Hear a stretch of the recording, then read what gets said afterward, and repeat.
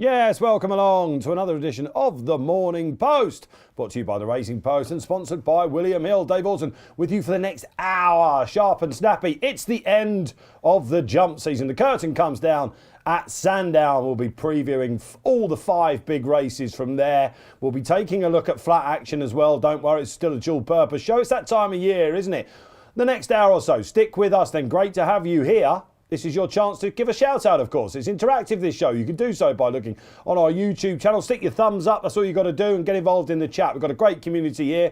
Say hello. Stick your best bets for the day up, weekend, whatever. Who wins the guineas? We'll have all the chat. Honestly, we've got a stellar cast for you this morning. And we've got to, of course, open up the floor for William Hill for you as well. Give you some specials along the way. Right, let's get straight into it. What a cast I've got with me this morning. The man next to me looking like Toad of Toad Hall. It is indeed, of course, it is Paul Kealy. You are in there somewhere, Keels. I am, yes, mate. Yeah, I normally save this gear for Cheltenham, but I did think I'm going to test the theory that you get filled in if you wear this sort of stuff in South London. So I'm heading to Sandown later on, and we'll see. Well, I would say you're the only fella dressed like that that's going to Sandown, but of course Aidan Coleman joins us for another week, which is an absolute beauty. But you're off there as well, Aidan. Yeah, and getting some sort of an award today. Well, you never believe it, would you? Yeah. Yeah, are you excited about that? No. No, I'm delighted to get the award and all that, but it's so hard. Like I said last year, I had 2 winners. One in John Bon, won a good handicap chase there, and I should have won the first race, and now I'm nearly 12 stone in the beard. Well, yeah, nearly 12 stone. I think that's Johnny Dineen's leg. How are you, John? Good, yeah. No, I'd struggle to make the 12 in a minute. Yeah, you're not alone. You're not alone. You've still got some food to discover. Yeah, you have. I was thinking that, after last week as well. I thought to myself, I'd be gorging on it now. Perhaps that's been half the issue. Right, great. You've mentioned John Bon, of course. We're going to really get into your mind there. We've got the clash, haven't we, of course? Finally, El Fabiolo and John Bon meet. It's not the only clash there today. We've got Impera Pass, Ding Ding, round 2. Langadan, of course. And it's time to go up to the betting floor at William Hill. There he is. Jay Mack is with us, top trader at William Hill. Good morning to you, Jay. Morning, Dave. Yeah, it's a good card to Sandown. Obviously, the Trainers' Championship and Willie Mullins come over has added a bit of spice to this weekend and last weekend. So, yeah, good card to look forward to. Yeah, OK. Before we go into the paper round, I'm sure you know exactly what you can get in your post this morning, be it online or if you're feeding the paper, which some of you still love to do, believe it or not. Jay, tell us the special this week. Now, if you're not sure what this is, guys, you're watching the show for the first time, William Hill do a boost for you every Saturday. They've got a fantastic strike rate. If you're a layer, you're absolutely loving them. You're in Clover, I'd say. I don't know how many we've done now, Jay. I'm going to say maybe it's 20. I think only 3 of them have won so far. So here we go. Drum roll. Who is it today? Yeah, pressure's on. We're going with Impera Pass today. Obviously, it's a race that's going to split opinion with Langadan. Should you have got the Stewards Inquiry? Would you have won with a clear run? But we're happy to take on Impera Pass. We're boosting them from 5-4 to 2-1 for the usual £50. Ooh, I can hear the tumbleweeds going through out there. All right, OK, there's your boost. It's live on the site now. Open up the William Hill website, get the app. If you've not got the app, it takes literally a minute to do. Go onto your App Store, Google Play Store, nice and easy, all right? Go to Racing, it's there for you, up to 50 quid. And live, at the end of the show, we will be giving you each our best bets of the day. They're also boosted for you as well. Let's have a look at exactly what we've got coming up then. Honestly, we're racing through this morning. And paper roundup, Saturday preview, Sunday preview. We're going to be looking at the Gannet Group 1 action at Longshop in France at 2:50. The Punchestown Festival, small matter of that coming up next week. And there you are, best bets. All right, OK, let's see the paper roundup today then. Front page coming up. It can only be 1 or 2 men surely on this today. Yes. Oh, I'll tell you what, I say 1 or 2 men. Kills has still managed to creep in down there at the bottom. Unbelievable scenes. On the cusp, there we are. Willie Mullins staring at Dan Skelton. There are the figures. It's all but done and dusted, isn't it? 8 years on from a near miss. Of course, on this day 8 years ago. Wow. Mullins poised to take his first championship in Britain. Great reading from Chris Cook, the front runner, on page 2. There is, of course, now done and dusted, isn't it? Harry Cobden rode the first winner at Chepstow yesterday. That secured him a jockey title. Was it down to Sean Bowen's injury and a fabulous pursuit, really, that Sean put up? That was a good tussle. Sometimes these things get overplayed, but I think that was really, really good. There it is then. Powerhouses El Fabiolo and John Bon go at it again in a mouth-watering clash. There's Robbie Wilders, the ante-post man. Kitty's Light, opposable. And there are several legitimate each-way candidates at big prices, says Keith Melrose, the betting editor of the Post. We'll tell you what they are. Now, this is interesting. I might get a word from the chaps here. DJ David Jennings, in his Saturday column, 5-1 Mullins to be champion trainer next season. Surely too good to be true. All right, and finally, this is the premium content that we give you. There he is, price-wise himself, Tom Siegel, annual Invictus, topped off by Secret Squirrel in the first, and Be Aware for the Skeltons, Magic Memories at Leicester on the flat, and Rainbow Fire also as well. There are Tom's big picks for you. Saturday, 5 in the bag. Let's just have a quick word about Mullins then, guys. Kills, come to you. What have you made of this UK tour? You know, sevens on shots at Ludlow. Entertaining, I think it's great that he's come over and won it. I mean, obviously there's, he needed an awful lot of things to go right. You know, when you look back at it, he needed to win the Grand National, obviously. He needed Constitution Hill not to run in the Champion Hurdle. Would have made a big difference. It'd be very, very tight if he had done that. 5-1 for next year. If he really wants to go for it, it's his to win, isn't it? Because the string is that big. But the picking up the Mickey Mouse races, I mean, Gordon Elliott's done that for years anyway. And why not? I don't see any problem with it. I know somebody does see a problem with it. Not, I wouldn't say he was angry about it, but I was up in Scotland last week. I was at the Marine Hotel in Troon. I was just walking in, and there was Nicky Henderson on the outside moaning about, well, I can't put this one here because at Ludlow we'd normally be going there, but Willie's got one rated 140 in it, you know, and he said, I don't know where we're going to go now. So, you know, it'd make things a hell of a lot difficult for the British trainers to pick up their maiden and novice hurdles, but if that's the case, so be it. It would make an interesting Thursday at Ludlow light up a bit, Aidan. I asked you earlier what you thought about this, and you said, oh, that's racing. Yeah, you have to run, don't you? You know, that's problem over here is there's so many options for horse and novice hurdles. Where in Ireland, you just have to get on and run them, don't you? Do you know what I mean? And I think that brings them on, and I think it ups the quality. Whereas here, trainers, they of course they should do it because obviously their job is to get winners for owners. But there could be 5 or 6 novice hurdles in a week that the horse is eligible to run in. Where in Ireland, it's 1 or 2, so we have to kind of get on and run. And I think that's what brings the kind of quality up, and competition is good. Patrick Mullins has been like, where's Wally, Johnny, isn't he? Do you know what I mean? Literally, 1 minute he's in Perth, next minute he's in Ludlow, and steering all these good things. Yeah, that's right. I think I read where he rode a winner in 4 different countries. That's Ireland, England, Scotland, Wales. So, look, they were all like raging hot favourites, weren't they? The one in Ludlow was unbackable, the one in Perth was unbackable, and the one in Fosslas, they were all unbackable favourites, really. But I presume they wouldn't have been coming under normal circumstances. I suppose they were just coming to pick up a odd bit of prize money here, even though in the general scheme of things it probably didn't make any difference to the overall result.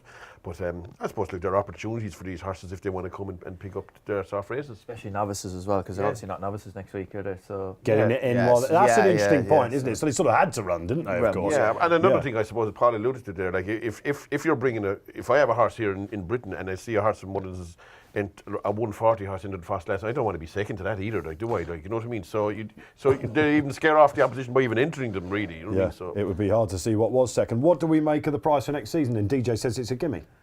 It's a gimme. If he declares he's going for it, it's a gimme. If he does what he's done this year, he's got to win the Grand National again, isn't he? Like, you know what I mean? It all depends. I mean, he could come over here and he could run any number in the Betfair Chase, for instance, at Haydock, couldn't he? Yeah. Like, you know what I mean? And he could win that. He could, if he starts pot hunting for the bigger prizes earlier in the season, then 5-1's a huge price. All right, Jamie McBride, let's give you the final word on this. Is there a market already for next season's Trainers' Championship? Yeah, we're the guilty party with a 5-1, but as Paul alluded to, it does just depend on Willie's intentions. Like the last few years, he's had the best string for the last 3, 4, 5 years, and he hasn't won it. And he's had to win the National, Champion Hurdle, Gold Cup, etc. this year. You'd have to win an awful lot of egg and spoon races to make an impact on the Trainers' Championship. So, like Paul says, he's got to target the bigger races like the Betfair Chase and what used to be the Hennessy, which he doesn't. The Scottish National aside, he doesn't have a great record in handicap chases. So we're happy to lay a little bit of the 5-1, but it probably won't last after DJ's article. Yeah, probably not. 33-1 Gordon Elliott looks interesting, doesn't it? If you wanted to have a go, yeah, you know, if he kept, you know, he comes to Perth all the time, if he kept that up throughout the season, which it's a big ask, you know, doing that all year, it's a big ask, but if It'd be interesting if he wanted to, yeah. It's going to be an interesting summer watching French jumping, isn't it? To see what Nichols and Skelton might be looking to get on their side. They'll be frothing at the mouth, of course. All right, that's to come. It was great. Hey, let's just get a quick word on you of this. Harry Cobden, first Jockeys Championship. I really enjoyed the tussle between him and Sean. They're obviously good pals, but Sean didn't have to give it a crack considering that injury. I got it for Sean. Look, Harry has rode well all year. He's a deserving winner, but like you have to say Sean was out for 5-6 weeks and he's got beat by 6 winners, so that made the difference. Harry deserves it, and I don't think he'll go for it again, so hopefully Sean will be champion jockey multiple times in his career. He's still very young. That's interesting, isn't it? I think he will. I think he'll be maybe his time is going to come, because we don't think Cobbers is going to go for it, Jay. Are there prices for next year's Jockey Championship as well? Yeah, we're 1 to 4 Sean, but obviously he probably would have won without the big injury early in the year, this year, and Cobden's basically said he's not that interested in going for it year on year, so it does look as though it'll be Sean Bones to lose barring injuries again next season. We're 1 to 4. I'd really like Brian Hughes at 9 to 2 there. Really would. I think he just struggled to get the momentum going this year. It's dismissive, that 9 to 2, isn't it? Yeah, and I think Donald's going to have a better year coming, and you'd never underestimate Brian. Yeah. All right, there you go. That's a good word. I really enjoyed that section. I hope you did too. Maybe give us your thoughts out there on YouTube. We'll give you a shout as the show goes on. But right now, it's time to get stuck into the races, is what most of you are here for. Let's pick the brains of the 3 wise monkeys next to me. Okay, right, before we do that, of course, a reminder. We've got a new little lovely feature for you here at the Racing Post, and it's time to smarten up your act. Fancy a bet but find it confusing? Do not fear. SmartView is here to help you. We've taken the traditional race card and removed all the jargon and abbreviations which can be daunting for newcomers. The result is a race card that means making informed choices and picking winners is easier than ever. Our racing experts and data scientists have created an algorithm that puts everything a seasoned punter would consider into the attribute bars you see on the race card and assesses each runner with an overall score out of 100. There you go, smart view then. And punting out the winners left, right and centre. Keith Melrose giving you the lowdown. There it is then, the market for the first at Sandown. It's the Novice Championship final handicap hurdle. Before we get what the guys think will be their winner, I mean, I could have 5 in this quite easily, J-Mac. What are your... So Tom Siegel's put up Secret Squirrel, basically. Huey Morrison's talented chestnut. I think we could say that. He's a fine-looking horse, that's for sure. He's been the plunge. Yeah, he has been very well backed. 8 to 1 when we put betting back out after the final DAX on Thursday. Yep. The 2 bogeys are the 2 Racing Post inspired tips. Obviously, Tom's put up Secret Squirrel, and both Tom and Paul have put up Be Aware. So they're the 2 we've laid most in the opener. He called them bogeys there. I quite like that, John. The bogeys. Secret Squirrel is a horse that... I thought a bogey was something you pulled down from your nose. I think that's the correlation, isn't it? I like that, Jay. The bogeys. That's what they call them on the training floor up there. Secret Squirrel's a horse that we all know about, I think, because of it not just because of his, form, but because... Whenever Huey has a horse in these cars, you remember Marble Arch, so I think these guys from the same family, knowing Huey and the operation. But his looks, he's got a fan club, this guy. He's got a certain way of running as well. He looks like every time he's on the track, he's got that little bit more to offer. Yeah, he's a fair horse, yeah. He's got an unusual mark. Does he have a funny coloured tail or something like that? He's got a real blonde mane. Yeah. I won a bumper on him.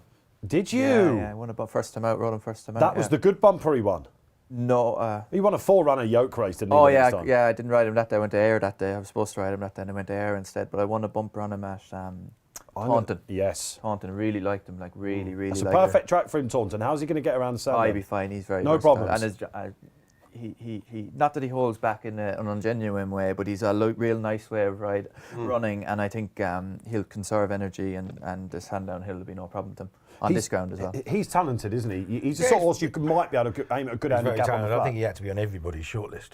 He's obviously a very interesting horse. I'm not sure I'd back anything as short as 9 to 2 in this race. But you can. Why is that then, Kills? Because it's 21, isn't it? And it's seriously hard.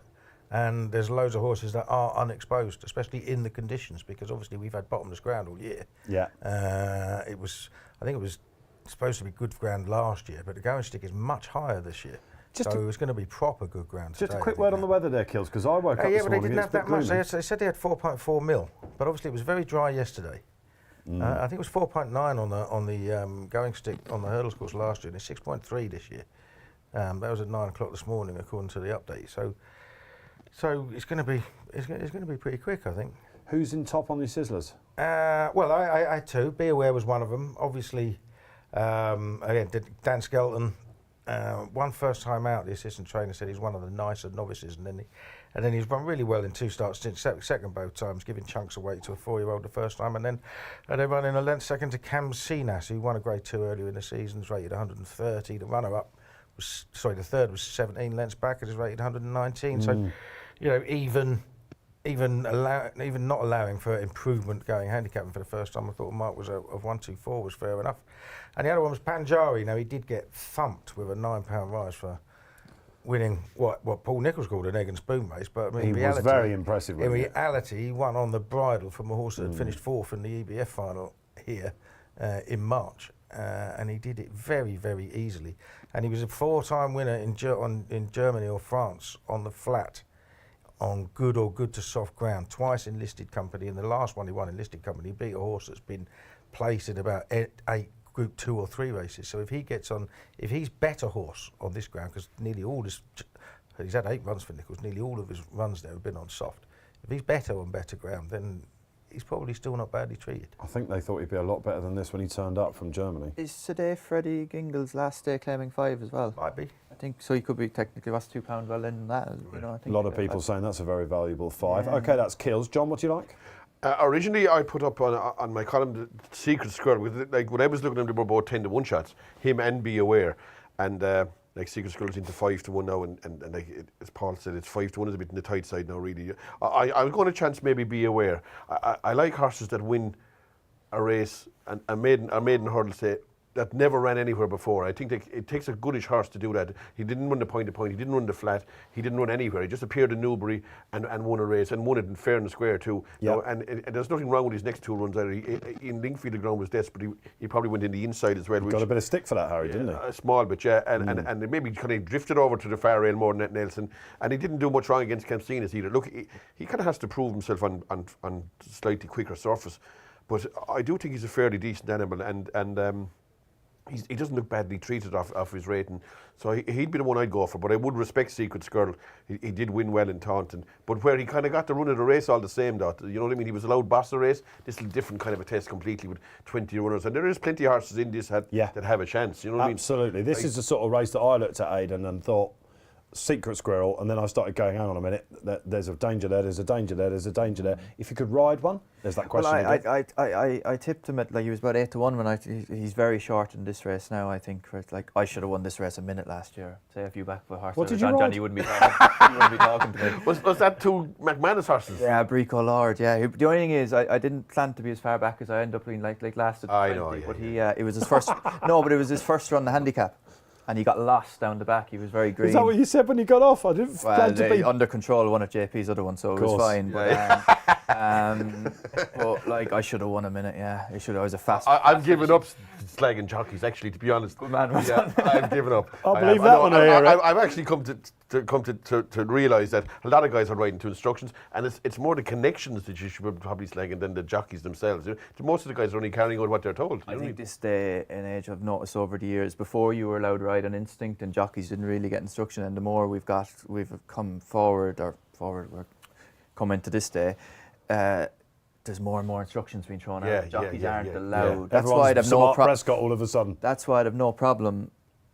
Before I would have been kind of against claimers, whereas now I think every jockey is technically a claimer because they're getting told what to do, if you know what I mean. So I can see some jockeys who ride for some guys and they're very good, and then they go up, they ride for other stables, and they say, "Geez, what's he doing? He's always too far back." But he's obviously riding. They're being told to take your time and creep and all this. Horses can drop in and win, though. Oh, I know that, yeah, I know. But oh, I know. You've been watching his shows this season. No, I had a dialogue with him on Twitter there one day. Oh, there you go. No, but what I'm saying is, I watch a lot of bad races. Do you know what I mean? During the week, where they're loaded up like really bad ordinary races, and it is definitely of benefit to be prominent in those kind of contests. Not so much in these kind of races. You'd rather, like, the horse that'll make the running, this has no chance, like in the 150 in Sandown. Do you know what I mean? Whereas you can ride a patient race here. But what I'm saying is, like in a maiden hurdle in Plumpton, you can't be 10th of 11 going around the first bend. That's my worry with Secret Squirrel.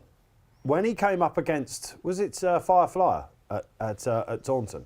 Yeah. I thought that Harry Cobden won that race rather than Secret Squirrel and David Bass. He was in front just after the pull-up again. And then next time, Bassey got on him at Taunton and he controlled it perfectly. And he just kept finding this horse. He didn't have much to think about. On we go. He could have gone round again. You're not going to be able to get away with that in this race. No, sure. you're not. No. That's why he's short at 5-1 now in my book, anyway. Yeah. Okay, all right. Look, plenty of horses in there. What do you like? I thought Steel Addy for William Allen Ambassador Sam Twister Davis was another in there with a chance. And it looks like there's lots of support for Masai Mara as well. First time cheap piece of Jack Tudor. Maybe left one behind at Hereford last time. It's a belter. It's the 150. We must move on and we rise up in class. Here we are. And this is a serious headache race for me. J-Mac, my goodness me, it's the Oaksey Chase. I think all of these bar one wear headgear. Yeah, it's an interesting race. We're keen to be with the real whacker, so we've been laying horses around him. Hitman's been very popular. He's probably the worst result of the day at the moment as things stand. And we're also been laying plenty of easy game. The 5-1's top price, that one. So, yeah, we're happy to be with the real whacker. This is a case, Johnny, of who's going to be on their A game, and you have gone for one here. I like the real whacker. I just think that he has... he's the best horse in this race, form-wise. Okay, he's had a few ordinary runs this year, pulled ups in that Gold Cup and that. But I suppose his run in the King George gives him a chance, and he's second in the Cotswold Chase of Capitana gives him every chance in a race like this. I do think the key to him is been allowed boss races and use his jumping, and he has the visor on here. If he does get into, I could see him jumping from fence. He's a terrific jumper of a fence, and if I think these fences could suit him, this track could be ideal. The trip is ideal, and if he is on his A game. I would think he's the best horse in the race. On this year's form, he has there is a vulnerable part of him, but at the same time he knows certainly ready. But he's not a bad price at 5-2. And I go from I wouldn't have easy game in my mind in this race at 5-1 anyway. I can't see that winning anyway from start. Al Dancer will struggle. Maybe Hitman on a going day has a chance, and maybe Gala might have. But the outside two are hard to fancy. Look, I think maybe even the real whackers. Lesser or best form this year would be good. If he came back to last year's form, he'd be great price at anything like 5-2. But I'd go on a chance him now, and not massive now, because it's not a meeting that I'd like to be going really deep in on a horse. But I do fancy him at the same time. You're talking about riding to instructions. Sam will be hell bent on you go leading forward here, in this, yeah. And I say it's an easier kind of task testing what he's been running in. But at the same time, I really like Hitman in this. 2 years ago, he was Paul's first string for the Celebration Chase. When he was beat by Grenadine, was he second that day? Yeah. And now I think the trip is okay. He's been very much of a nearly horse, isn't he? He's never. We've all been hit by the man, haven't we? Yeah. Good reverse forecast would be good for the first two in the event, wouldn't it? That's the bet, is it? That's like it, Aidan. Okay. Yeah, I agree with what Johnny said there. I can't really have the others, really. Did you hear Cobden yesterday saying, I rang him up and said, put blinkers on him. Hitman, just put this, if we're going to do it, put them on. Just get them on. I love Hitman, don't I? He's been what did DJ call them? Guilty pleasures, he calls them. Confession of a punter, isn't it? We just call them cliff horses. Yeah. Hitman's been one of mine. I mean, he doesn't win races, does he? And that's the issue. I backed him ante-post each way at 8-1, 3 places. I'd like to think that was at least safe. You never can tell, can you? But I mean, He's just gone fav, lads. Two starts ago, he's basically running all over Shishkin and Protectorat, going down to the second last in the Demon Chase at Newbury. 2 miles, 7.5 furlong, heavy ground. Combination of that just didn't get home. But this is faster ground, a furlong short. Doesn't really have a trip, does he? Really? No, he's completely tripless. But this might almost be perfect if you could have a load of 2 miles, 6.5 furlong races when the ground ain't too tested. You have to forgive his Ryanair run as well, don't you? He was 4 wide, and it was a strange tactic. He's probably not good enough to win a Ryanair He anyway. was third in it the previous year, though. He was leading nearly over the last. He is very talented. I tried to give Al Dancer half a chance as something else, because I wouldn't back him out at 5-2 now, win only. I wouldn't. Try to give Al Dancer a chance. It was pointed out to me that Gar Law has a pretty exceptional record on good ground, and I don't really like the other two. But I'm hopeful of Hitman. I want him to win, but whether I think he'll win is another matter. He'd be another one, wouldn't he, Garlaw, that a lot of people... It is that sort of I don't know, another chance race. All right, Johnny Dineen has spoken and William Hills have pushed him out. Let's move on, shall we? Looks like they're pushing out El Fabiolo as well. J-Mac, all right, is that 4-6? All right, I thought I saw 4-5 then. No, quite the opposite. The big match of the day comes up, or certainly one of them. El Fabiolo versus John Bomb. Before we get Aidan Coleman's thoughts, give us the market's thoughts. Yeah, there's I'm not sure the market can tell you a great deal. To be honest, they're both steadily popular, but it's not a huge betting race really. Not many people want to take 8 to 11-ish El Fabiola, a horse who was pulled up last time. John Bond looks short enough, so yeah, not many betting clues in this race, I don't think. All right, thanks, Jay. I've got to work out where I start with this because obviously we want to get into Aidan's head about John Bond. This would be your ride today? Well, yeah. This would have been your ride. Sorry to a year ago, keep rubbing it in there, Aidan. Well, He's getting used to it now, guys, I think, aren't you? I've accepted it. Yeah, absolutely, yeah. 1 week with Dave Otton will do that to you. He's just gone 15 to 8 there, is he, I think? Was that twos as well? These markets will move in front of our eyes. OK, you're coming 15 days out of Aintree. You've just won over a longer trip. He's got himself back on track. Yeah. Hendo's up firing. Would you be going there absolutely relishing this task today? He thrives off racing. That's why his run after Christmas, like the last 3 years, he got beat this year, obviously at odds on. The year before, he wasn't impressive when I won the Kingmaker at Warwick on him, and the year before that, in his novice hurdle, he wasn't impressive when he won at Haydock. Last year, he rocked up to Aintree. A week later, won this. He loves it. Like that's a positive in my view, coming here after Aintree, not a negative. And he's unbeaten at Sandown. Love Sandown, yeah. I've always thought everyone talks about trip with him, and I think horses get most trips depending on the pace of the race. I think 2 miles aggressive ride, good ground is his forte. Very Australian way of looking at that. Yeah, I think the horse will get any trip. It just depends on the pace of the race. Well, they do. Yeah, they all stay. Yeah, you want a point to point. Do you know what I mean? That's a very interesting insight. Yeah, if they're keen, they won't get any trip. Which of course he can. No, he can't. No, really? He's good ride. He looks like there'd be a lot like Edward Stone at 12 to 1. I'd look. He's not good enough, but to beat the top two, good horse. But like, he really looked the force when he won at Newbury, didn't he? Yeah. And he got stuck in the ground at Cheltenham. Yeah, and he's probably only going to give him a lead down to the last, isn't he, or the second last? And then yeah, missed opportunity that for Edward Stone. A lot of people thought. Okay, the clash is on, John. Yeah. I wouldn't be completely dismissive of Edward Stone, to be honest. I wouldn't. And this track on better ground, if he got loose in front and started pinging every fence, which he will. Yeah, which he could do, and you could force an error out of both of the two horses in behind. Who knows? Look, I think this ground will suit him better than Cheltenham, and I do think he has some sort of a chance, to be honest. So over the odds at 12s, but who are you with in the match? I find it very hard to be dogmatic either way. I find it hard to call it. Maybe if you force me El Fabiola. I read your column, and that's the way you went with, isn't it? But would I back it? I'd hope to be having very little on it, to be honest. Do you know what I mean? It wouldn't be a big bet or anything like that for me.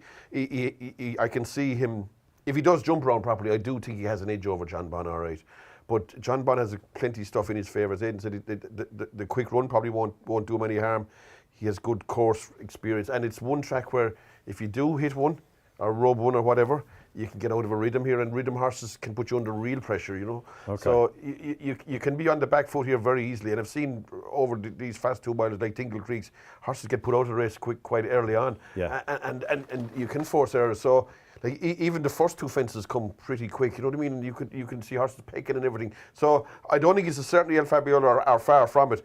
I'd just about favour him without wanting to maybe back him. This is a punting show, obviously, but if there was one race you were going to introduce a jumps newbie to, this would probably be it on ITV. This match is the one we've been looking forward to all year, isn't it? We were hoping we were going to have it at Ascot, then we were hoping we were going to have it at Cheltenham. Neither's happened. We've got 2 exceptional horses who are now both come here having lost a race because of the jumping. Both of them have this season. You can understand why punters don't want to get too heavily involved, can't you? Like, you know what I mean? And it's very difficult. I agree with Johnny. I think El Fabiola's got the slight class edge, but I do really respect a 3 from 3 course record at Sandown. A horse that's been there and done it, and that does thrive on racing as well, like Aidan said. So if I was gonna back one of the two, it'd be John Bon, but it'd be to tiny stakes. I'm not sure Edward Stone will get a complete freebie because the bottom 2 like to go forward as well, don't they? And I know Edwardson's a naturally faster horse, but I mean, Edison doesn't hang around sometimes. I think they found out on his 28th race course start that he has to lead. Well, I think I read that as that it was just settled him a bit better. You know, I've seen Edward Stone come through. Yeah, well, this is the thing. Like, you know what I mean? If you've got a keen 2 mile chaser, then why not let him get on with it? I suppose he did win an Arkle ridden normally. Yeah, you yeah, know what I yeah, mean? yeah. But I think He did. I think he's also got a little bit keener as he got older as yeah, well. he did. Which is a yeah, surprise, yeah, isn't yeah. it? Because he didn't thrive as a hurdler because they just couldn't get him to settle. You know, he was Yeah. beaten in Greatwoods and stuff like that. But But over hurdles, you kind of have to teach them because Yeah. if you go riding them aggressive, you really curtail their career. Oh, of like course, that. yeah, So I think over hurdles, we're doing the right thing. and Kingy was good to see him have a decent win and at Ayr last week. Kingy doesn't really like making the running either too much. No, he does not. No, he But doesn't. he's That's not about a horse that you'll have instructions. to go gung ho from the tape. I mean, like if this horse, like let them the two rags lead him to the 1, 2. There's one in the corner. There's about the fourth fence. That'd be time enough to be heading for the going on. You know? Yeah, oh yeah, definitely. But Yeah. I don't think they'll be quick. Like I think Editor DeGee hasn't looked in love with No, him no, not this really, year. no. All right. Like he could not be in. Look, if he's in form, yeah, he's a real strong pace angle. But I don't know, is he the same horse this year? It's time for the tips then, lads. Aidan, come on. I have- Is this an allegiance thing or? What's Come on, look, the game is different for you now. Yeah. If you were going to the track today I think and I was on the blower to you, I think El Fabiolo really, because I think the time, like what are they? Is it 1-1, isn't it, in the match when they ran against each other? it's Yeah. To be fair, when John Bond got beat by El Fabiolo in the Arkley, he wasn't right. He didn't jump. He got stuck in the ground. He didn't like it. But at Aintree over hurdles, I was exceptional on John Bond, wasn't I? And that's why that you made were the difference. you were beautiful, man. You were beautiful. El Fabiola made a mistake that day as well. Yeah, Bring he it did- down. he got Keels. hampered at the third hampered, last. yeah, He so got he hampered hampered, at the yeah. third All right, last, and I yeah, got yeah. like it was Yeah, interesting. yeah. The horse made a bad mistake in front of us, and I got the rub of the green. He made the mistake and went right, and gone in Paul's way, Okay. and I got through on the inner. One thing that hasn't been mentioned quickly is, and again, it's probably one for Aidan, I think, but also the other lads as well. I heard DJ talking, and he's right. And I think this is what a lot of punters are thinking. Why go to Sandown with a horse that's got jumping frailties? I put that to you before we were coming in, Yeah, but and you said, yes, no problems. he jumped brilliant at entry last year, and he made one mistake the first down the back, and he jumped very good before and very good after. Like, so he didn't make, and he always jumps well around Sandown, really. He's only made one mistake around Sandown. He's ran there 4 times, isn't he? Because you obviously had the option to wait for Punchestown next week, right? Oh, sorry, I was well, on about I know John Bond. Fabiola, Talking about Sorry, El sorry, Fabiola. sorry, El Yeah, Fabiola, that's my yeah. fault. Yeah, El Fabiola. I was thinking, do you jump brilliantly around Aintree, did he? No. Yeah, but John Bond. they could have waited for Punchestown, right? The championship was pretty much won. This isn't coming here to seal the championship, is it? Well, it is, isn't it? Yeah, but he's not. It was won. It's won It'll be already, isn't it? mathematically done and dusted if he wins it, I think. That's what I'm. Well, it's done, isn't it? Come on, we're I doing suppose they have other horses there from other, like the likes of Dino Blue Gentleman. To me, they could nick that Group 1, that Grade 1 in Punchestown. Yeah. And whereas they wouldn't figure. They're also McManus horses who were never going to turn up against John Bond. Sure. So look, maybe they wanted to see. Is he able to put away John Bond as well? I think there's a bit of that. Yeah, yeah. Talked to it for 2 Maybe years. they, Yeah, maybe exactly. they do want to seal the title, because what happens if he doesn't run? Excuse me. John Bond makes the sort of error he made at Cheltenham. The pace collapses with all the front runners. Newbie Negwa comes through and wins it for Danskell. Who will skip off the ground? You know. But I think the people that connected with John Bond will want to know, finally, is he a 2-miler or a proper, like, can he function with El Fabiola if the two of them do everything right? He looks And it'll decide what they're going to do next year with him. Is they going to go down the Ryanair route? And I personally think he's a 2-mile horse myself. I wouldn't be going near the Ryanair Chase with a horse as good as John Bond anyway. Wouldn't you? Okay. I thought he looked like he wanted further with Aintree. We could keep on with this. Yeah, I think so, yeah. We could keep going on and on and on. It's that sort of absorbing race, and it's just one to enjoy. Who are you with? Get your comments in. This is where we want to read them, and we will get them out at the end of the show for you. The producers will do their job. Don't worry about it. Talking about doing their job, we're going to save the Bet365 till last. That chronologically comes up next. But now we're going to look at the 410. Not on terrestrial television, this, but definitely one of the races. Well, certainly the back end of the season, this, because it's Ding Ding, round 2 from Aintree in Parapass. It's the boost. It's 11-8, Jay. Yeah, he has been a little bit weak. He was odds on this time yesterday. We've been pretty much top price since the final declarations on Thursday. And yeah, he is the boost. We're happy to be against him. Like I said, Aintree will split opinion, but Langadan's got £2 pull at the weights, which may or may not be consequential. And we also think we've got the likes of Ballyadam running for us as well. Oh, you've definitely got Ballyadam running for you. I think a lot of people have got him running at a much bigger price, Ballyadam. Let's start with you here, Keels. I wouldn't say a much bigger price, because I don't know whether I was overthinking it, but I was going to back Ballyadam each way, and then thought to myself, well, if if Mr. Mullins has got the job done, what if he takes Impere Pass out and runs him in the Irish Champion Hurdle instead?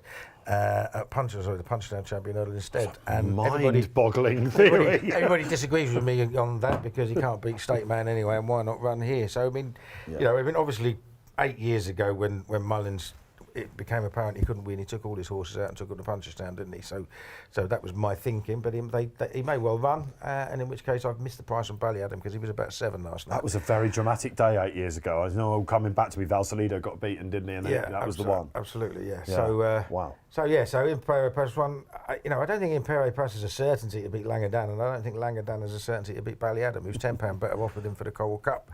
So he was my each-way angle into the race, and reading between the lines, you get the impression that Paul Nicholls is really fancies a big run from Blue King Daru, who, let's not forget, did beat Strong Leader, who's won very easily at Aintree. So although he's a much lower-rated horse, he could still have more in him too. Yeah, Jay, I want to come to you with that because I was seeing lots of 25-1 about Blue King Daru. He's the young pretender in the pack, if you like. They were umming and ahhing with the Coral Cup with him.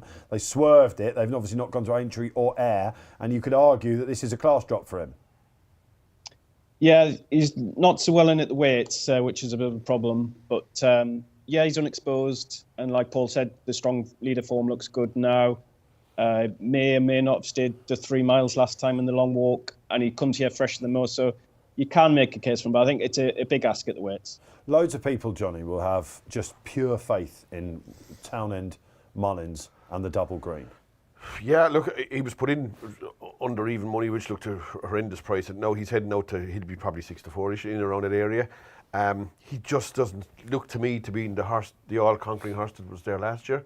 He just seems to be below that level. I mean, coming between the last 2 hurdles in Aintree, you'd say, oh, he's going to bolt in here. He's going to really be impressive.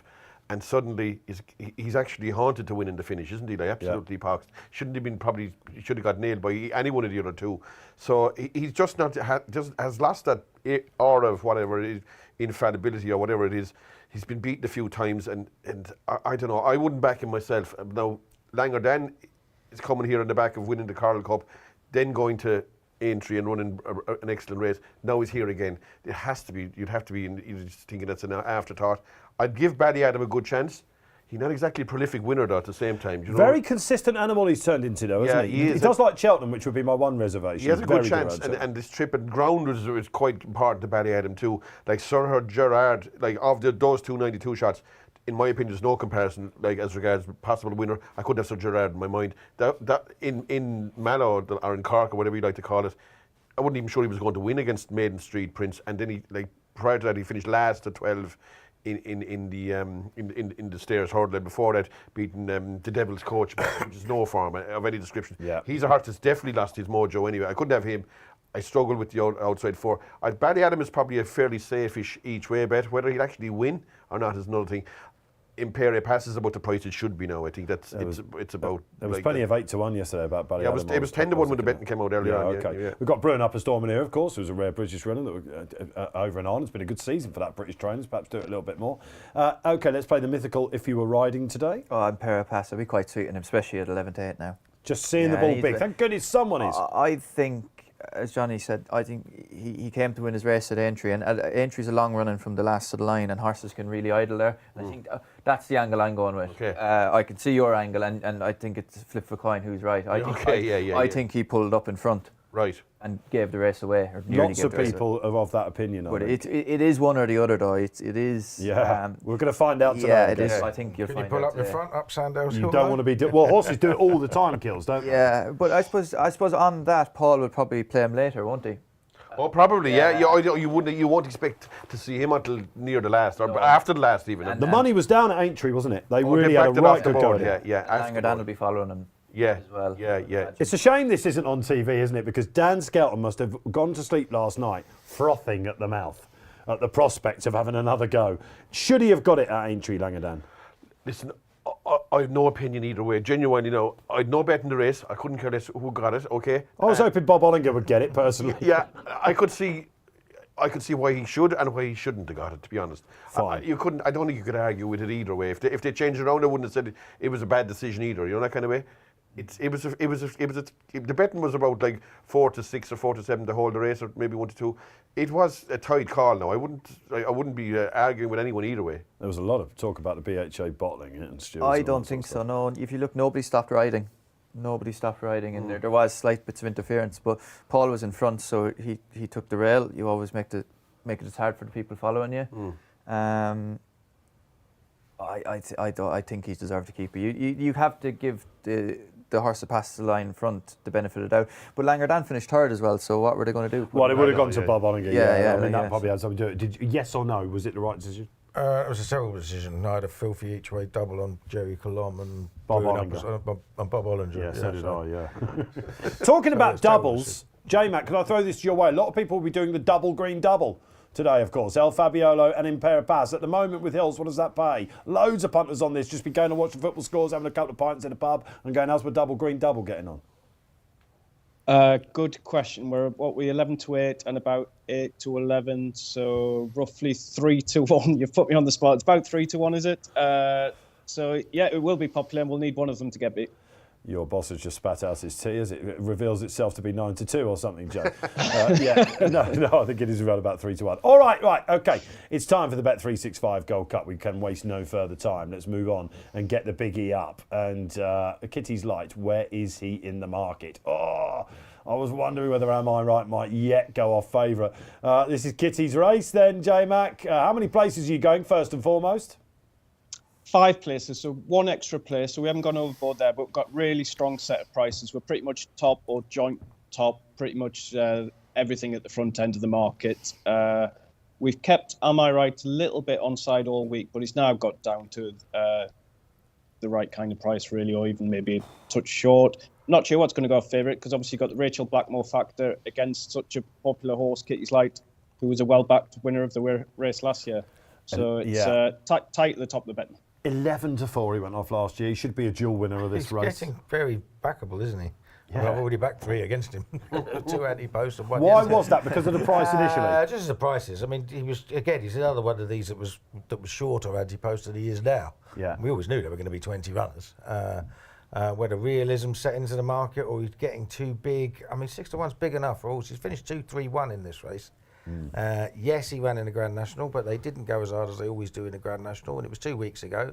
And of course, he won the Scottish National last year and came here a week later. He's as tough as old boots. He's a freak, isn't he? He's, this is his 4th run in it at the age of 8, which is, ridiculous. He's just an exceptional horse, isn't he? And he beat all the horses.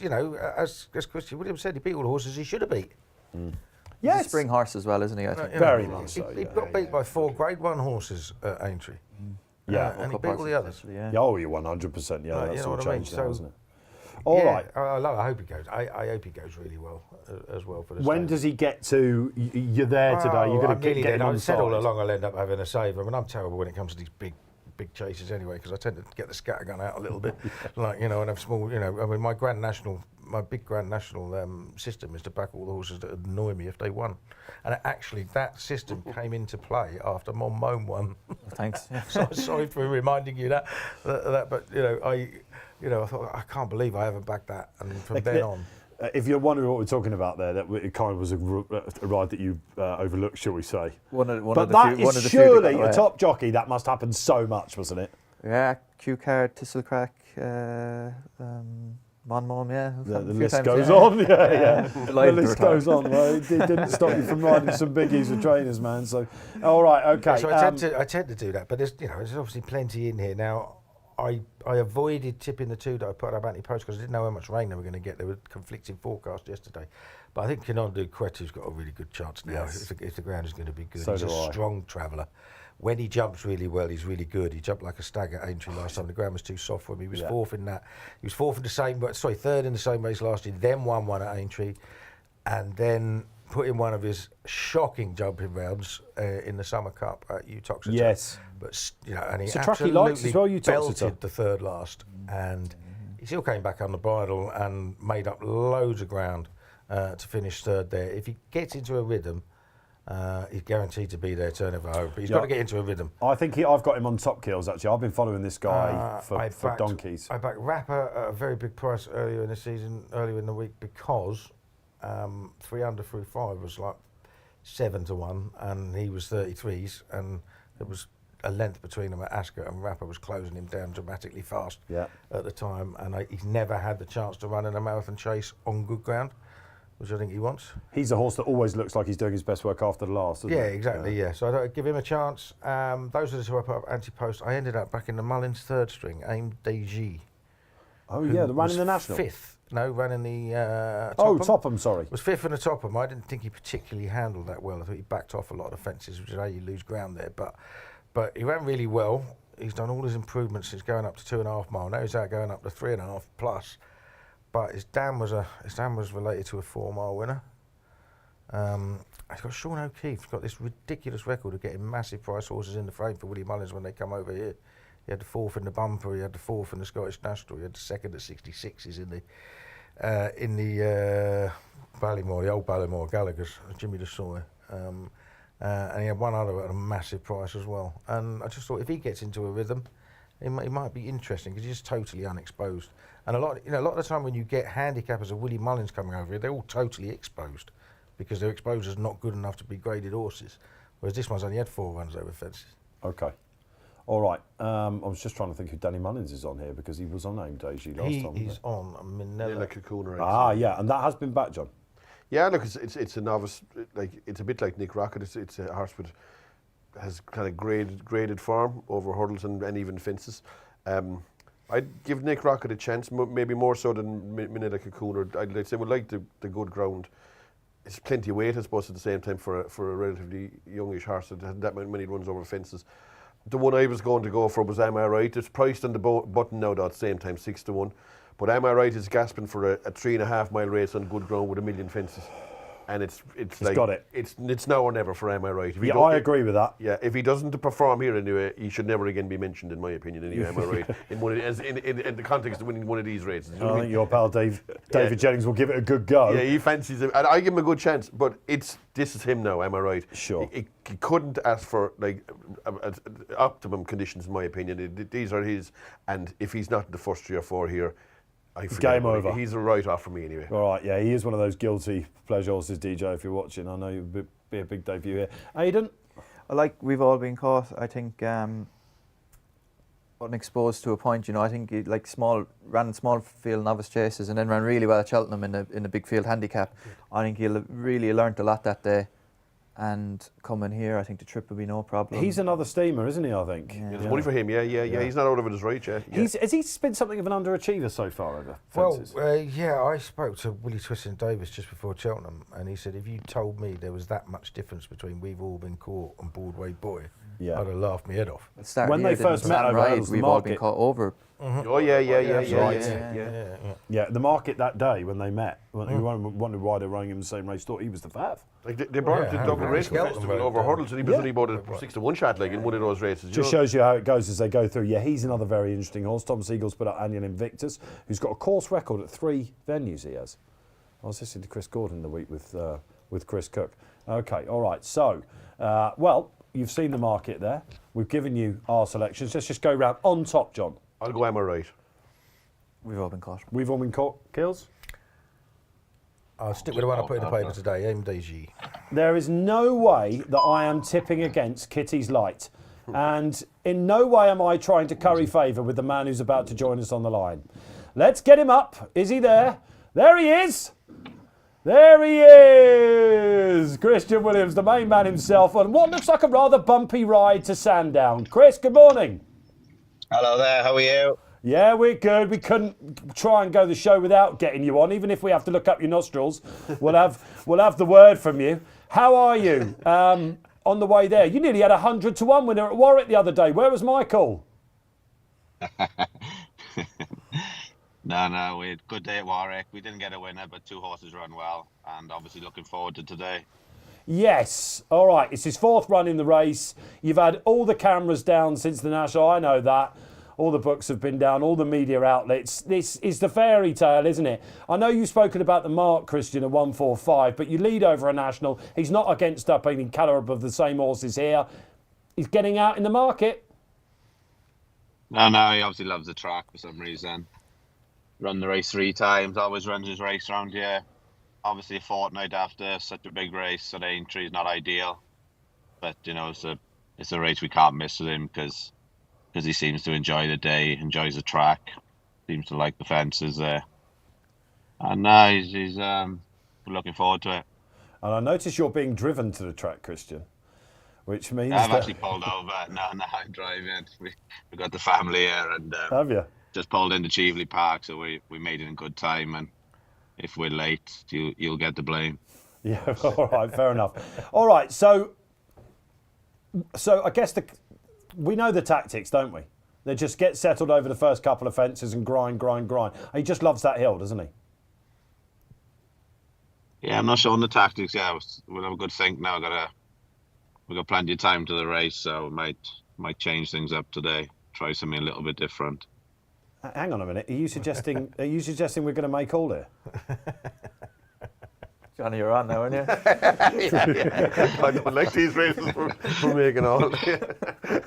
Now we'll see. We'll see if the rain's got into the ground, and it'll be good test. He usually finishes his races strong.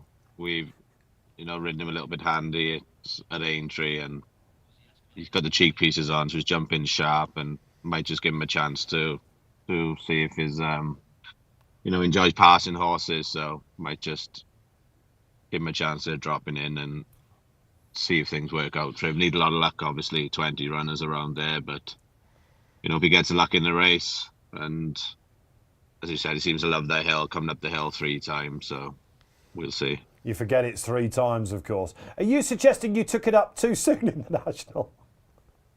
Well, I always feel that the owners are keen on the cheek pieces because we put the cheek pieces on, obviously, last year when we had him well handicapped, so I wasn't sure that the cheek pieces were what made him win last year. But his jumping came good the back end of last year with the cheek pieces on, whether that was the cheek pieces on or not, and just wonder whether they help him travel a little bit well early in the race, and he doesn't quite come home as strong. So just might ride him a little bit colder today, and hope for a bit of luck then. But once he starts passing horses, as Aidan can give you the inside of a horse's head, and he's not a big horse. And early in his career, we used to ride him cold out the back and keep him away from other horses. He's a bit small and a bit narrow, and he used to come home well, and we think he enjoys being ridden like that. So we'll have a think today now and see. All right, Christian. Well, listen, thanks for joining us. Sheevely Park, so what, you've got about another 45 minutes to an hour to get there. Be careful when you get there, because Toe-to-Toad Hall's going to be there, along with the rest of the Racing Post crew that usually come and latch onto you. Christian, I have Kitty's Lights joint owner Richard Bedford's coat with me, and can you tell him he needs to go on a diet because it fits me perfectly. Should I be warning Charlotte? It could be. She might have to head home there later on. They could be getting the train home tomorrow, could they? Oh, good lad. Yeah, all right, Christian. Listen, it was marvellous day at Aintree for you. Did you have a little celebration? I mean, 5th was a great run, really, wasn't it? Yeah, we actually trained him to win the race, and we thought he could win the race from 12 months previous. But we couldn't be disappointed. The horse can only go out there and try his best, and if his best is 5th best, and that was wonderful. We're very proud of the horse, and as you said, it's great to jump the last there in front. We felt we did our job. So it'd be interesting to know next year that, whether the experience of the year before, whether the winner will be taken out of the race now on the weights and might go a different option. Delta Works not getting any younger. Whether we can ride our horse a little bit, tighter to the inner maybe next year, having had the experience this year. So that'll be interesting. But we'll see how we get on today. Now, if he runs a big race and obviously keeps his rating high enough to get in the race, then obviously the plan will be to go back to Aintree. Yeah, different way of looking at it for you, Christian, isn't it? We've got to get him up in the weights this time, never mind going down. I'll tell you what, man, we're learning every day's a school day, Chris, isn't it? Absolutely brilliant. Listen, Chris, love to you and the family. Look out for honestly, there's a lot of booby traps waiting for you at Sandown this afternoon. Go well. Thank you very much. Thanks, lad.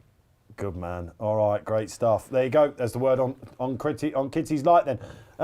Inside his head, I mean, he said he was going to change the tactics there. I don't know how he's going to change the tactics. That's what they always do, isn't it? Yeah, I think maybe from entry they wrote him maybe just sounding there that they probably, if they had to go back to entry, they would have been a little bit more patient on him by the sounds of it. All right. But I don't think there's any excuses. As you say, I think he was beat by potential, ex-Gold Cup horses, and maybe I Am Maximus could run well in the Gold Cup next year. Yeah. You know, Kitty's Light isn't going to win a Gold Cup, is he? Whereas the horses around him have and ran well in it. So I think he ran a great race at entry. All right, the handicapper's licking his lips at the win here, I think, isn't he? Thinking I can give him that 10 I've always wanted to now. All right, marvellous. That is the wrap of Sandown then. Good luck, whichever way you play it today. It's a fabulous celebration. It's going to be a great card. Now, we were going to be looking at the Sunday Gannet for you. Actually, because we wanted to get Christian on, you'll see we're at the business end of the show. I can tell you it's 2:50 tomorrow. You can watch it on Sky Sports Racing. It's the first domestic older horse Group 1 of the European season. I thought Zarakem for Jerome Rainier, a chap I'd spoken to this week, had a great chance. He's been supplemented for the race, but it's a belter. Al Riffer, of course, for Joseph O'Brien, is the current favourite with Hills. OK, right, that's tomorrow. J Mac, it's been fabulous having you on again. And let's get the naps up, shall we? This is what everyone's waiting for. Get mine quickly out of the way, if you don't mind. What are we going for? Jay, I'll give you the floor. Thank you. I'm reading it off my phone here because I haven't actually reached the website, but they'll be there in the next minute or so. We've got them on screen, I can tell you. And I feel for you, Jay, because you were jocked off Johnny Dineen's nap as well, weren't you? There is a hierarchy in life, I'm afraid to say. I found that out very quickly, honestly. I've been working with Kills for 10 years. And you are, was it 428, Aragon Castle? You're going on the heavy ground up at Haydock.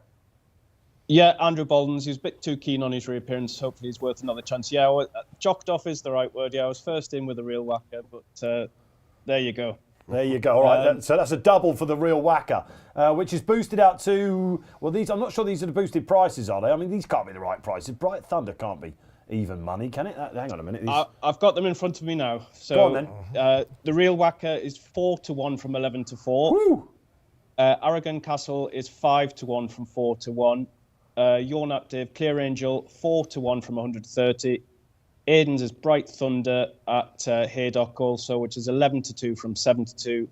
And Paul Teresita, which is also tipped in the paper, is 7 from 9-2. There you go. There are your boosts. So when he saw even money, he probably considered walking out in disgust there, did you? Yeah, there's no value in that. Tell us about your nap. This is an interesting one. I think a lot of the flat trainers, because they've been struggling to get in the grass, like the likes of some of the Newmarket trainers, Rafe Beckett, they're just slow to get going. And Carl Burke trains Bright Thunder, and he's like 25% strike rate in the last 2 weeks, whereas Rafe hasn't had a winner. You were right about that, by the way, John. Last week you came on the show and said I've heard he's a little bit behind. He hasn't been hitting the ground. But somebody told me, as I said, it was about 3 weeks. But like when they do hit the ground running, them fellas really get going. You could argue Zoom ran a blinder, couldn't you? Of course. Yeah. That was another losing nap for me last week. And I've gone for Clear Angel. It was a massive eye catcher in the Spring Mile, and I think he's got a right chance at Leicester. Kills. Yeah, Teresita, either side of finishing third at Sandown. She won very easily at Ludlow. It was only a 2-runner race last time, but she jumped like a stag. The one time she ran at Sandown, she just didn't get into any rhythm at all, but she roared up the hill, turning home. She was last turning in, and she roared up. She got much closer than she was entitled to, given the way she jumped. I think she'd have won easily with a clear round if Nickelback is over the top, which I'm sort of hoping for, because he's not badly handicapped off 149. He loves the gaff, doesn't he? They're going to go really hard, and I think it's going to suit her, and she'll come through and beat a lot of them. All right, okay. I wish you luck with that. There are the naps then for you this week. They are all boosted. They're the original prizes. You can find that out if you go to the app or indeed the site. They're now live. I think it's up to 50 quid, up to about 1 p.m. And that brings us to a conclusion. Look at that, Keels. 10:59. On time, yeah, we had to leave out the Gannet, we had to leave out Punch. We getting the full fee? You're getting the full fee. Don't worry about it, man. We might even chuck some more in for the insight you've given today. John, just a quick word about Punchestown. You won't be there next week, but the highlights. Alex, the highlights are looking at the likes of Ballyburn and thinking that's the horse I'm really looking forward to see run again. And that looks like almost the best jumps horse in training, isn't it? Really, Yeah. or potentially anyway. Look, there'll be plenty good racing there. Tough racing for punters now. Lots of big fields and bumpers and handicap hurdles and even the cross country. There are difficult races. Yeah. There will be a couple of good things. I kind of like the winners of ones and maybe there will be a few of them conditions races where you might poke out something all right. But it isn't an easy place for punters. There'll be loads of short price favourites. Oh, they will, yeah. I like punting in the big field handicaps. Obviously, that's my thing. And there's one horse I was looking forward to. If it runs in one, Mr. Policeman's in a 2.5 mile handicap chase now. He could go the graded route, but he's crying out to go further than he has. Why haven't they run him over the trip so far? Is this it? I don't know. It might be because he's now well handicapped to go over the trip. Yeah. Oh, he's dangerous. And Mullins has run really good horses in that novices handicap and won it too. Yeah. With good Last year big for weights. when it went. Grey horse won a couple of He years ago. has won it. Asterion You're Falange right. won it once. Yeah, he did. Yeah. He's won it with 2 or 3 horses You're right. up high up in the ratings. That can go on and be top I horses. like one yeah. horse in Punchestown, just on the 4 is a horse called East Coast India Henderson's. It's in the winners of one. But like Mullins will beat it if he runs a really good horse, but I'm hoping he won't. There'll be some irony if Nicky was top trainer over there next week. Aidan, are you going? I am doing a bit of racing TV there Thursday, Friday. So Hey, there we go. See, it's all I coming good. was riding winners there last year, so I'm not sure. I'm looking forward to seeing Anthony Honeyball try and have a winner for the 4th year in a row. Then, Kilbeg King. Yeah, Kilbeg, and he'll bring a couple more over as well, I think. So He's got great strike right there, he's hasn't he? brilliant trainer, yeah. All right, brilliant. All right, good stuff then. 11 a.m. We are done and dusted. Jay, sponsoring next week there, of course, as well. Yeah, we've got the 2 mile champion chase, which looks as though it's going to be the likes of Dino, Blue, and Gentle to Me. So even though it's missing the sort of top stars, hopefully it'll be a good betting heat. All right.